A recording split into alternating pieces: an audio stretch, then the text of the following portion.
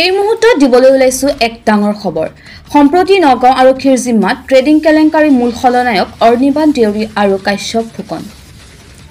দিল্লীৰ পৰা আটক মাষ্টাৰমাইণ্ড অৰ্নিবান দেউৰীক ট্ৰেডিঙৰ নামত কেইবা কোটি টকা আত্মসাৎ কৰা অভিযোগ দুই অভিযুক্তৰ বিৰুদ্ধে। সদৰ আৰক্ষী থানাত মাৰাথান জেৰা দুই অভিযুক্ত কাশ্যপ ফুকন আৰু অৰ্নিবান দেউৰীক। দীঘলীয়া জেৰাৰ পিছত আৰক্ষীয়ে দোষীক ন্যায়িক জিম্মালৈ প্ৰেৰণ কৰে। আচলতে আজি প্ৰায় এবছৰ ধৰি এই ট্ৰেডিঙৰ গোটেই কাৰবাৰটো চলি আছিলে। CBI তদন্ত হৈ গ'ল। CBI তদন্তত কি হ'ল আমি বৰ বিশেষ ভালকৈ গম নাপাওঁ। তথাপিও তাৰপিছত যেতিয়া মানুহবিলাকে পইচা পাতি বিচাৰি আহিছিল, তাৰ মাজতে নগাঁৱত এটা উত্তপ্তৰ পৰিৱেশৰ সৃষ্টি হৈছিল। তাৰপিছতে সামাজিক মাধ্যমত অৰ্নিবান দেউৰীয়েও কিছুমান কাশ্যপ ফুকনক দোষাৰোপ কৰি পেলাই পোষ্ট দিলে, আৰু কাশ্যপ ফুকনেও অৰ্নিবান দেউৰীক দোষাৰোপ কৰি পেলাই কিছুমান পোষ্ট দিছিলে। সেইকাৰণে যিহেতু আজি নগাঁও আৰক্ষীয়ে আমি সংবাদ মাধ্যমতে গম পাইছোঁ যে দিল্লীৰ পৰা তেওঁক এৰেষ্ট কৰি আনিছে।